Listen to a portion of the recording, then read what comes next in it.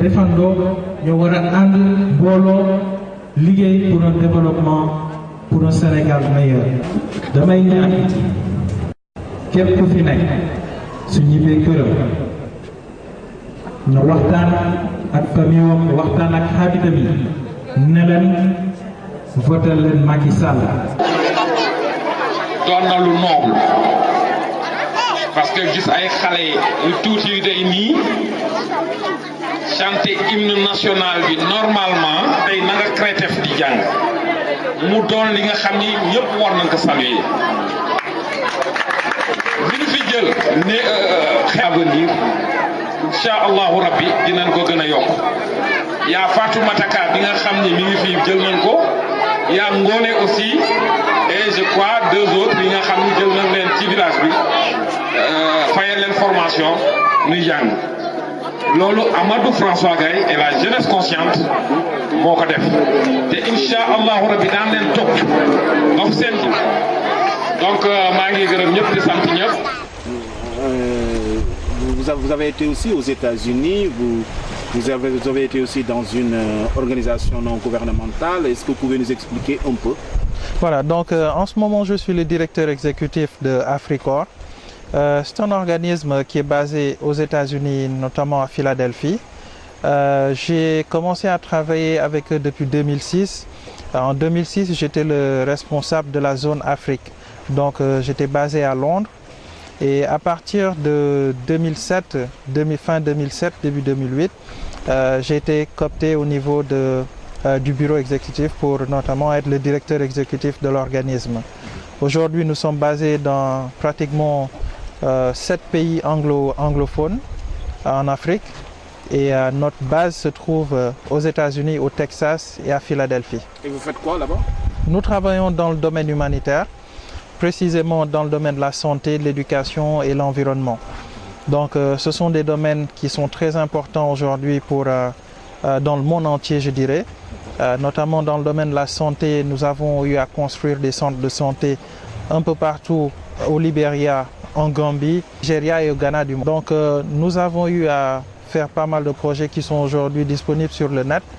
En tapant Africorps, vous verrez toutes les réalisations qu'on a eu à faire en Afrique.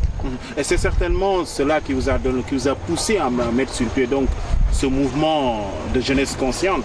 Ce qui m'a poussé au fait à créer un mouvement au niveau de Saint-Louis, c'est je me suis rendu compte que Saint-Louis avait besoin de ça. Donc depuis étant jeune, je discutais souvent avec des amis d'enfance. On discutait, essayait de voir comment on pourrait avoir une association qui serait une association humanitaire. Et lorsque j'ai commencé à travailler dans cet organisme, j'ai eu pas mal de contacts au niveau de l'extérieur qui m'ont permis aujourd'hui d'avoir des partenaires qui puissent m'aider dans les activités que nous faisons. Donc il faut dire que c'est quelque chose qui était en moi depuis étant jeune, quoi. Et c'est une ville que j'aime bien, Saint-Louis, donc la moindre des choses. Aujourd'hui, si je suis devenu directeur exécutif de cet organisme, c'est grâce à Saint-Louis, je dirais. Okay. Voilà. Et pour ces actions humanitaires que vous avez ici, que vous avez énumérées tout à l'heure, est-ce que vous avez eu à faire ça à Saint-Louis? Oui, dans le domaine de la santé, par exemple. Dans le domaine de la santé, aujourd'hui, nous avons investi 21 millions pratiquement dans tout le Sénégal, je dirais. Prenons l'exemple de Saint-Louis, le centre de Bango. Nous avons eu à investir en premier lieu en 2007, lorsque nous avons créé le mouvement. On a fait un don de médicaments et de frigo pour conserver les seringues, les sérums et tout. Et c'était une valeur de 6 millions au début. Donc en 2008, nous avons aussi fait des dons de médicaments dans d'autres villages, dans le département de Saint-Louis, comme Djoudoun et Ngalel aussi.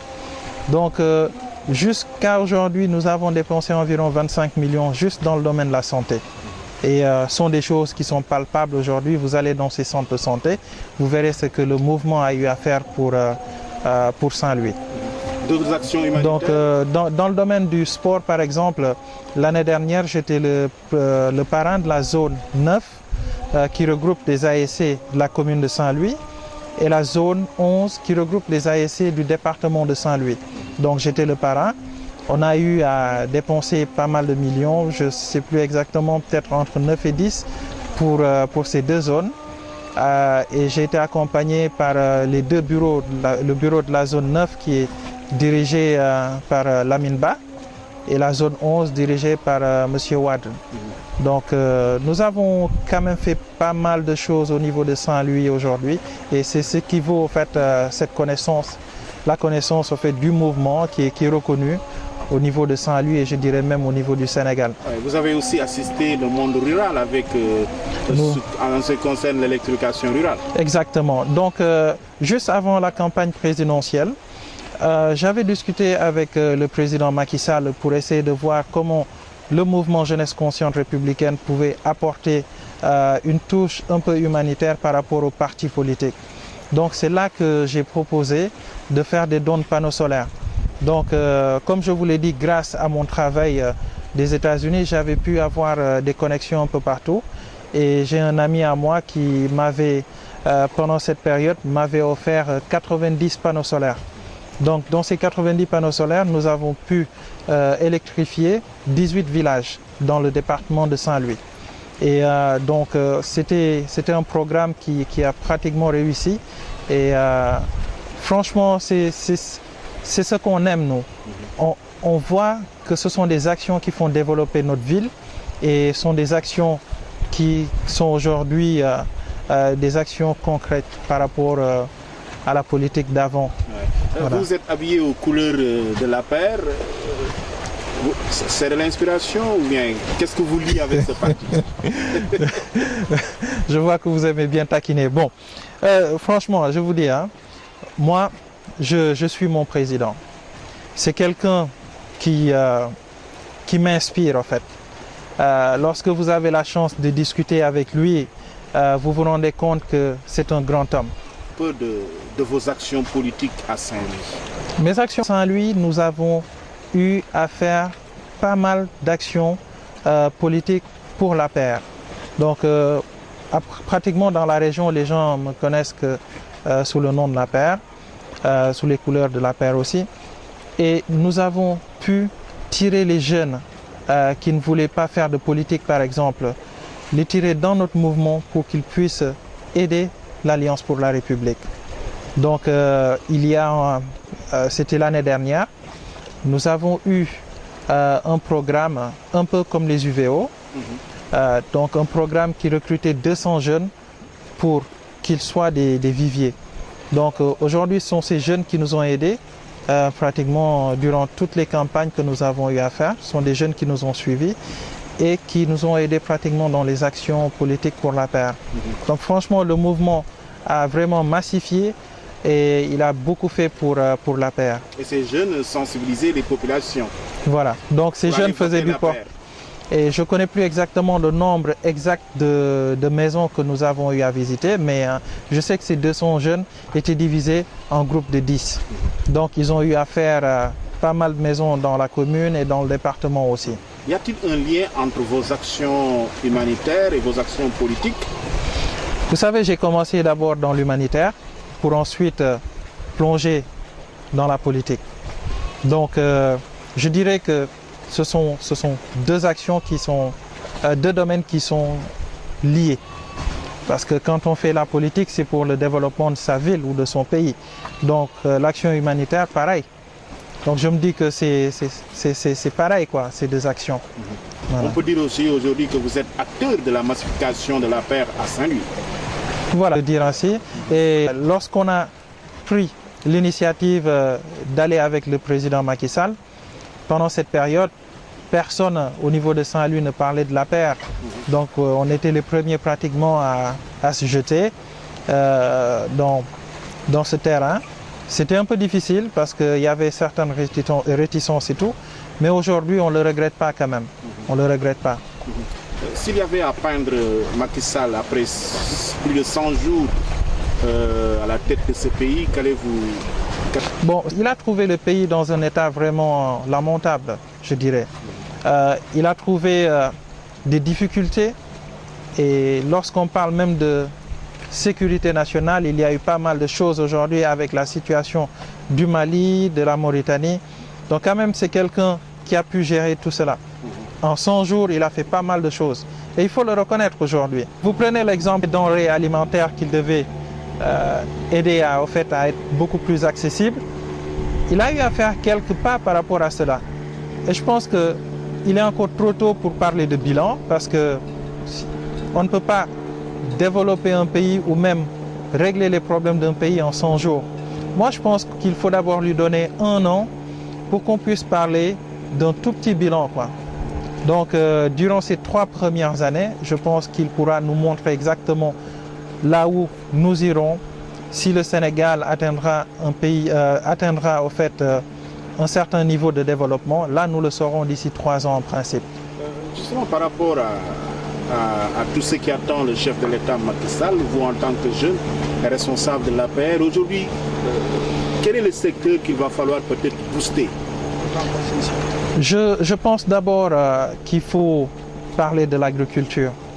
Le secteur de l'agriculture est un secteur très important. Donc l'agriculture aujourd'hui permet à tous les jeunes de Saint-Louis, et je dirais même du Sénégal, à pouvoir avoir un salaire par exemple, ou bien même un toit. Vous savez, on a pas mal de terres qui sont praticables aujourd'hui, qui peuvent être utilisées pour le riz, par exemple, la culture du riz, ou bien les légumes et consorts. Et c'est pas normal qu'on laisse aussi des compagnies européennes venir au Sénégal, exploiter nos terres, sans pour autant que la jeunesse sénégalaise puisse y tirer profit. Donc là, j'appelle vraiment le président de la République à pouvoir développer le secteur de l'agriculture et le mettre à profit quand même pour les jeunes, parce que nous avons besoin d'emplois au niveau du Sénégal. Macky Sall a commencé son magistère avec la décentralisation du Conseil des ministres. Saint-Louis en a reçu et vous êtes de Saint-Louis. 390 milliards qui vont être injectés pour cette région. Vous y croyez-vous? Oui, j'y crois quand même. Vous savez, premièrement, je vais le féliciter d'avoir décentralisé le Conseil des ministres, parce que ce jour-là, j'étais là à l'aéroport pour son arrivée.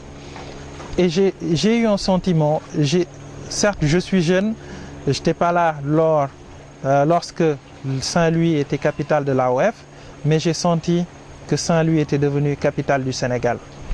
Parce que vraiment c'est beau à voir, et puis de voir tout un gouvernement centralisé dans une région qui a pas mal d'atouts, et qui aujourd'hui, si vraiment tous ces milliards sont introduits au niveau de la région de Saint-Louis, je pense que d'ici quelques années, vous verrez, Saint-Louis sera comme une petite capitale ou une petite ville européenne ou américaine.